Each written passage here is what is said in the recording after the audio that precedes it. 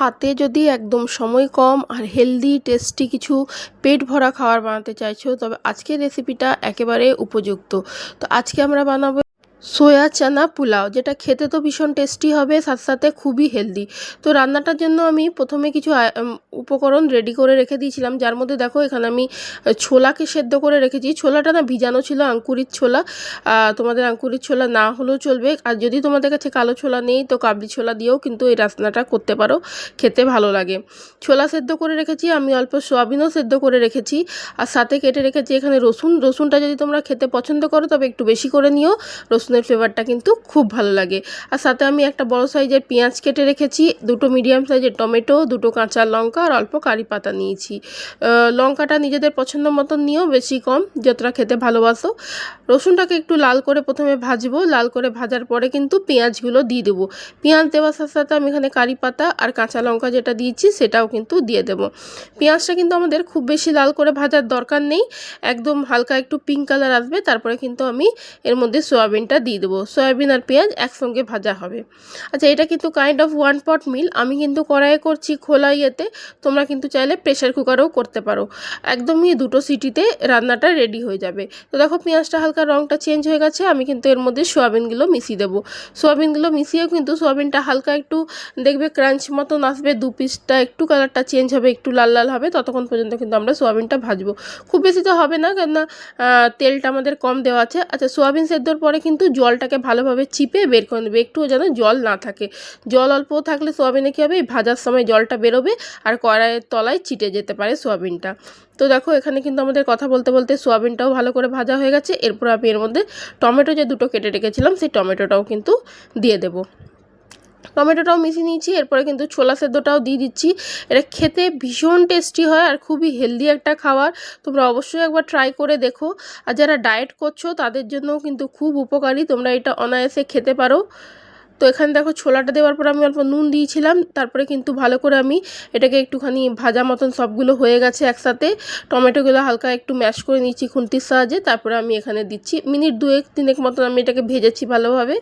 তারপরে এখানে আমি কিছু গুঁড়ো মশলা দেবো, যেমনি আধা চামচ জিরে গুঁড়ো, 1 চামচ ধনে গুঁড়ো, লঙ্কা আধা চামচ, অল্প কাশ্মীরি রেড চিলি পাউডার, সব দিয়ে কিন্তু এখানে আমি একটুখানি ভালোভাবে মিশিয়ে নেবো।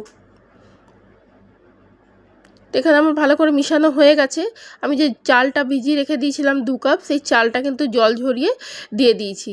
চালটাও আমরা এখানে মশলাটার সাথে ভালোভাবে মিশিয়ে নেব, ভাজার কিছু নেই, কেননা যেহেতু চালটা এতক্ষণ ধরে ভিজানো আছে, বেশি ভাজতে গেলে চালটা ভেঙে যাবে। তো চালটা খুব বেশি জোরে জোরে মিশাবে না, হালকা হাতে মিশিয়েও, আর খুব বেশি ভাজার দরকার নেই। ভালোভাবে মশলাগুলোর সঙ্গে মিশিয়ে যাওয়ার পরে কিন্তু আমি এখানে জল দিয়ে নিচ্ছি। আচ্ছা, আমি এখানে কিন্তু বাসমতি রাইস নিয়েছি, আর জল কিন্তু তুমি যেই কাপে বা যেই বাটিতে যাতে মাপছো চালটা, সেই আন্দাজে কিন্তু জল নেবে। 1 কাপ চাল নিলে সেই কাপেরই ডবল জল নেবে। আর যদি প্রেশার কুকারে করছো তবে ডবল নেবে না, ডবলের থেকে একটু কম নেবে, কেন প্রেশার কুকারে রান্নাটা একটু জলদি হয় কড়াইয়ের তুলনায়, তো সেই জন্য জলটা একটু কম নিও। আচ্ছা, এখানে কিন্তু আমি 3 মিনিট 4 মিনিটের মতন জল দেওয়ার পরে ঢাকনা দিয়ে গ্যাস বাড়িয়ে রেখেছিলাম, ফুটিছি। তারপরে 3-4 মিনিট পরে আমি খুলেছি, খুলে অল্প করে ঘি দিয়েছি, আর দেখো এখন একদম সামান্য জল আছে। এখন কিন্তু আমরা আবার ঢাকা দিয়ে দেবো আর গ্যাসটাকে একদম স্লো করে দেবো। স্লো করে এটাকে 5 মিনিট আমরা হতে দেবো। এইভাবে করবে পোলাও, দেখবে একদম তোমার ভাত ঝরঝরে হবে, কোনো দিন গলবে না বা কাঁচাও থাকবে না।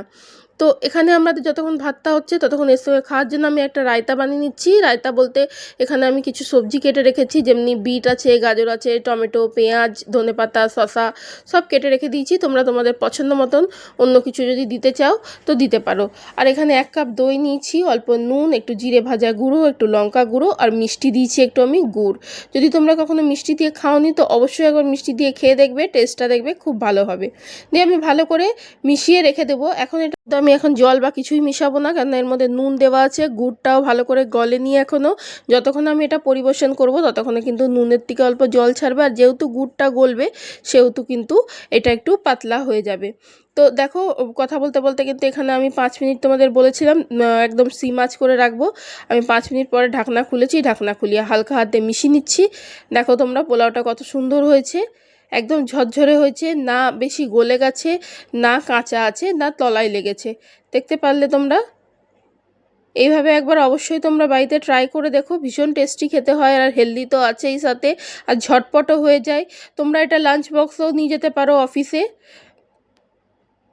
তো আমাদের কিন্তু এখানে সোয়া চানা পোলাও রেডি হয়ে গেছে, যেটা দেখলে বানাতে একদমই 10 মিনিট লাগলো। তো আজকের ভিডিওটা তোমাদের কেমন লাগলো? যদি ভালো লেগে থাকে তো অবশ্যই লাইক করো, শেয়ার করতে ভুলবে না, কমেন্টের মাধ্যমে তোমাদের ফিডব্যাক জানিও। আর যদি চ্যানেলটা সাবস্ক্রাইব করোনি তো প্লিজ চ্যানেলটা সাবস্ক্রাইব করে দিও। দেখা হচ্ছে পরের একটা ভিডিওতে। Bye bye. আর এই প্রথম চামচটা তোমাদের জন্য।